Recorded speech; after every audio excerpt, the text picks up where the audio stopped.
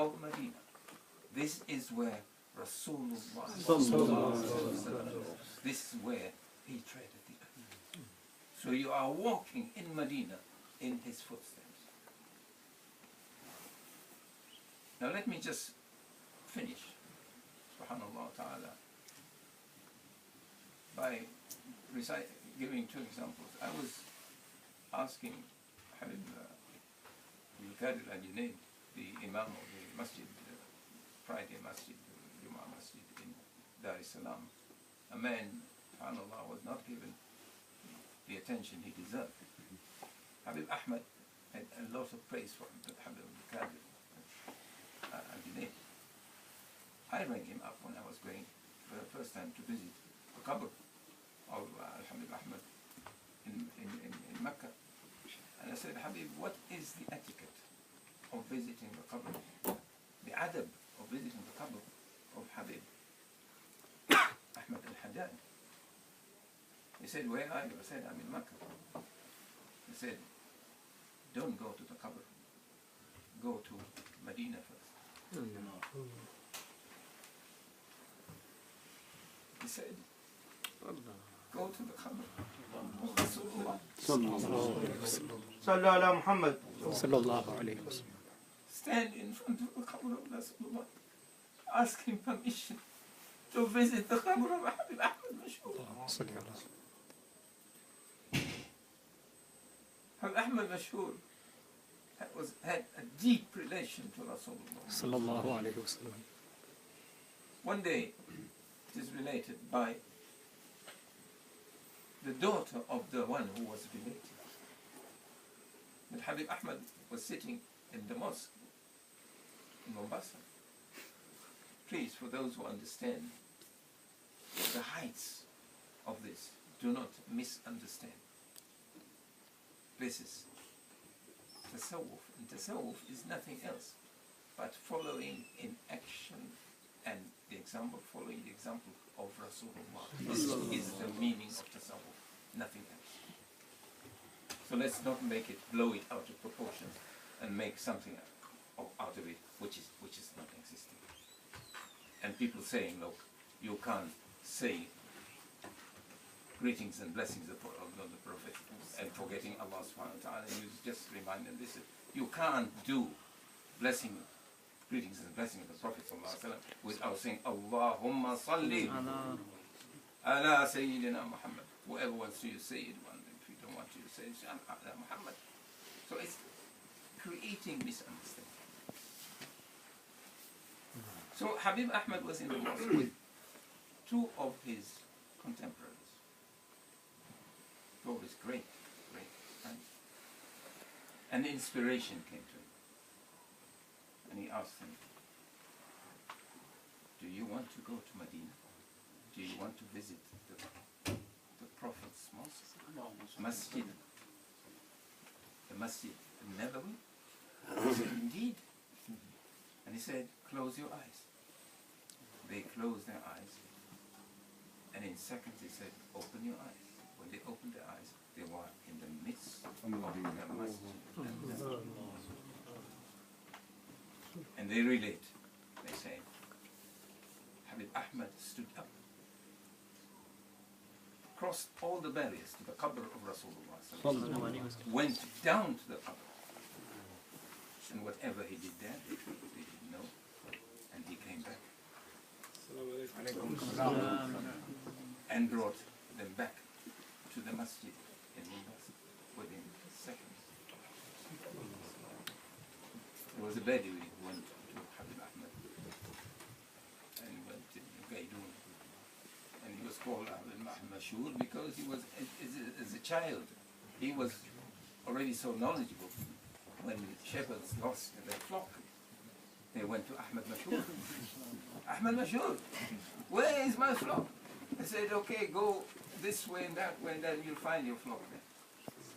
Right? So, Ahmad Mash-hur was Mash-hur for a lot of things. So one day,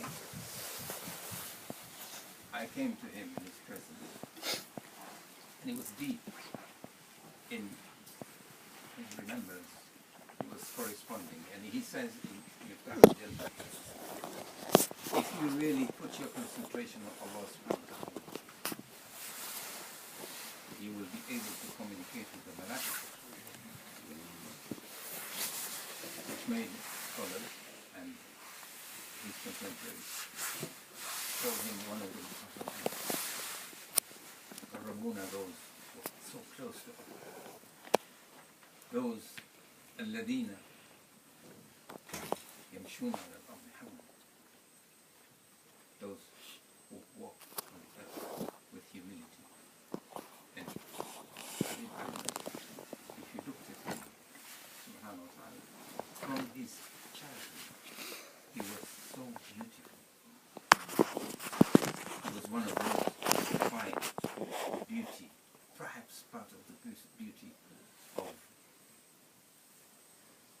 Sayyidina Yusuf. And because he was so beautiful, and to avoid hasad, he used to wear a hijab in his childhood. And even today, if we look at his photos, he looks so beautiful. And he acquired the ability and the gift of recitation of the Qasaid and the recitation of the Quran from Al-Habib Ahmad when he was praying behind him by the recommendation of his mother, Al-Habib Ahmad, who sent him to Al-Habib. Prayed behind his mother, and he came back a changed person, elated. Al-Habib Ahmad Mash-hur Taha Al-Haddad was a friend. There are people in Mumbai so friend. He never loved anybody more than he loved us. But this should not make us angry. They mean it. Everybody experienced him the way they experienced him. And he loved everybody the way they deserved to be loved. He lifted the Muslims. Ahmad bin Mash-hur radiallahu anhu, he once asked me, do you do this alone? I mean, the translation of the key, which was done then in German. And I said, no, Habib, you come to me and help me. His only answer was, this is how one Muslim should be to another. Muslims should be helping each other. And in the Miftah al-Jannah, there is one chapter on how abusive it is for a Muslim to insult another Muslim. How unjust and what kufr we are cultivating by lifting arms against other Muslims, which is happening today. Those, he says, if you lift swords, says the hadith, Muslims lift swords against one another. The one killed and the one who kills both belong to Jahannam.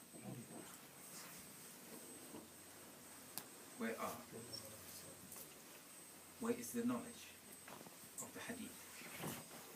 Every day we experience things going down the drain. But according to the ulama, Al-Habib Ahmad bin Abdullah was saying that his famous quote, Muni Baraka, was, one day a group of scholars from Hadramaut went to were invited by the bishop, and the bishop asked, just to provoke the Muslims, he said to them, what proof do you have that Islam is the religion of God? And one of the scholars said, well, you know, within Islam we have Muslims defaming the religion. And outside of Islam we have Muslims trying to destroy Islam. But look there, the amount of people, particularly in the critical time, who come to Islam are enormous. 9/11. After 9/11, the deen was not retarded from getting more Muslims to join it. And if these are not signs of the mighty Allah subhanahu wa ta'ala, what else do we want? So, brothers and sisters, we should practice, inshallah, what the people in Tarim today call husnul dhan. There are many hadith about the rewards of husnul dhan. We are rewarding ourselves by thinking well of others instead of lifting arms against others. If we remember when Rasulullah went to Taif and he was really tortured in Taif, this hadith is famous. And one of the attributes that Allah subhanahu wa ta'ala gave Muhammad sallallahu alayhi wa sallam was Ar-Ra'uf Rahim. Never was a prophet mentioned in the same breath with the name of Allah subhanahu wa ta'ala like Muhammad sallallahu alayhi wa sallam. And he was tortured. They were beating him in his heels, lifting him up again, beating him up until he managed to escape. La ilaha illallah. And an angel came down, descended upon Muhammad and told Muhammad, I'm sent to tell you, Muhammad, whatever you wish to happen to these people who tortured you will happen. You should only say yes. And these mountains around you will go and crush them. And Muhammad, for those who know the hadith, what did he say? La. Instead, I would wish that out of their loins and their backbones are born a generation of people who would honor the name of Allah subhanahu wa ta'ala the way it deserves to be honored. Now today, when we see what is happening around the world, people shooting, ruining the name of Islam, just because the Prophet of Islam is being criticized, the cartoons and all this. It is, of course, as Hamza Yusuf says, may Allah benefit us by his knowledge. It is not nice, it is not good for a Muslim to experience the Prophet being insulted. But he himself was insulted and never lifted any arms against anyone. So let us be careful. Think well of every creation of Allah subhanahu wa ta'ala, because it is his creation. As the other scholars would say, every creation is a Muslim.